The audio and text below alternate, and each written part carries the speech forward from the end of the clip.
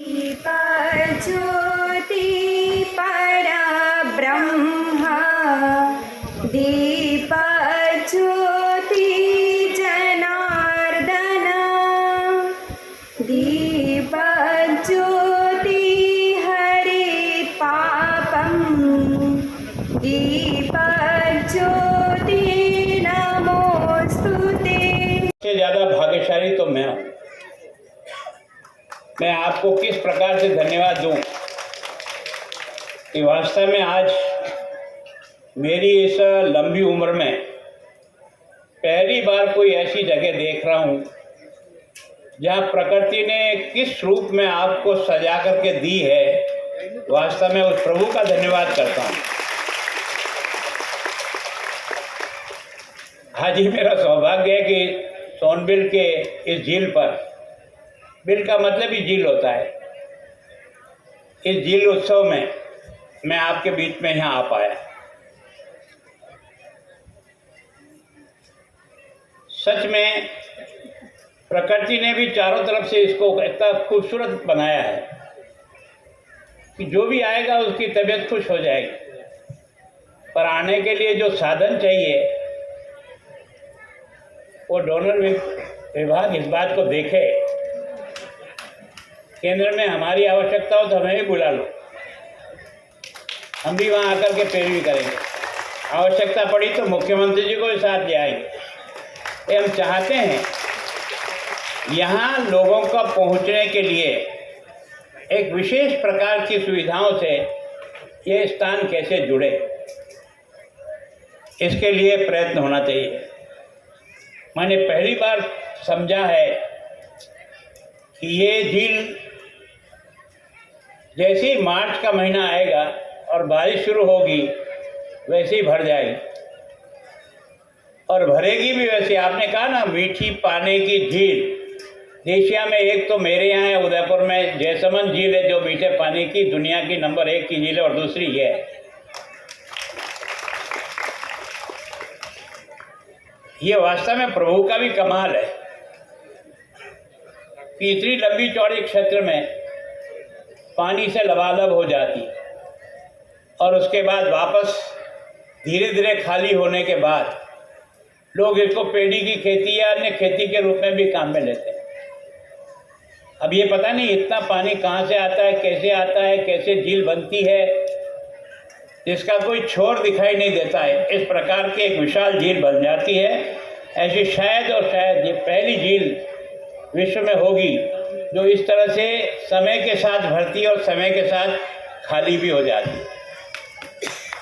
इसकी जानकारी भी नहीं, ईमानदारी की बात है। आपने जब हमें बुलाया तो थोड़ा ढूंढना पड़ा कि आखिर ये सोनबिल है क्या चीज़ है, तो पता लगा तो वास्तव में बहुत आश्चर्य हुआ कि ऐसी भी प्रकृति ने एक ऐसी झील दी है जहाँ इस प्रकार का चमत्कार होता है।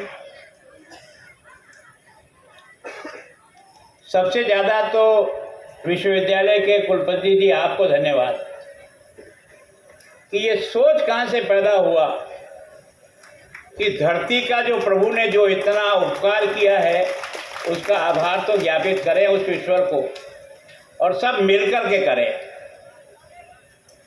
वास्तव में मुझे इस बात की प्रसन्नता है कि इस फंक्शन को मनाने के लिए भी आपने नॉर्थ ईस्ट परिषद को भी जोड़ा, डोनर डिपार्टमेंट को भी जोड़ा, सांसद महोदय को जोड़ा, यहाँ के लोकल स्थानीय लोगों को जोड़ा, शिलांग के लोगों को भी इससे जोड़ा।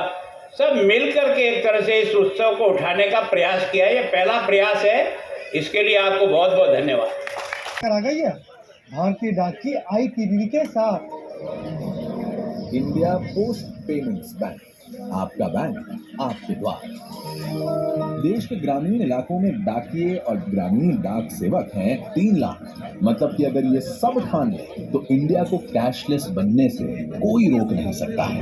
डाकिये को हर कोई प्यार करता है, डाकिया हर किसी को प्यार करता है, लेकिन उस डाकिये की तरफ कभी हमारा ध्यान उठाया है।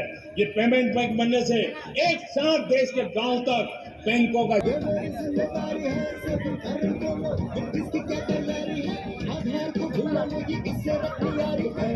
जमा करवा दो, चाहे पैसे घर भिजवा दो, घर बैठे बैठे ही तुम बैंक को बुलवा दो। छोटे तुम बड़े हो जाओ, करो इंतजार।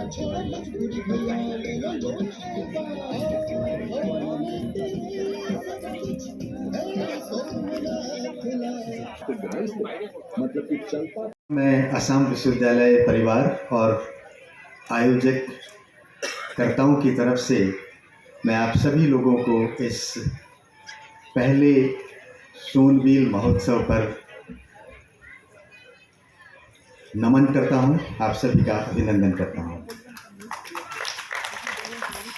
ये हमारे लिए बहुत ही सौभाग्य का विषय है कि आज हमारे मध्य माननीय राज्यपाल महोदय उपस्थित हुए।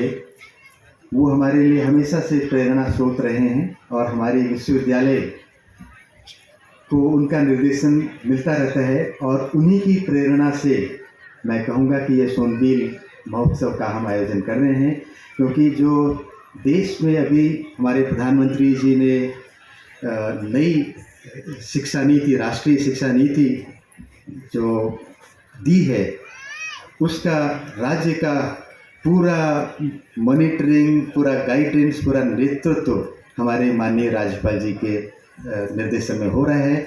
और इस शिक्षा नीति में हमें विश्वविद्यालय से बाहर निकलकर काम करने की प्रेरणा मिली है। और मैं कहूँगा कि हमारे माननीय राज्यपाल जी, मैं जब भी मिला उनसे कुछ न कुछ निर्देश लेके आता हूँ। उनके बहुत ही सुंदर प्रेरणादायक विचार हैं। मैं पहली मुलाकात में आपने मुझे कहा था कि ड्रैगन फ्रूट यहाँ पर लगाइए। मैं माननीय राज्यपाल महोदय को बताना चाहूँगा कि हमने एक्सपेरिमेंटल तौर पर विश्वविद्यालय में ये लगा दिया है। और इसी प्रकार से किस तरह से समाज को फ़ायदा हो सकता है, हम लोग कैटल फीड आदि विषयों पर काम कर रहे हैं, वो भी मैं आपको उपयुक्त समय पर आपको उसका बताऊँगा।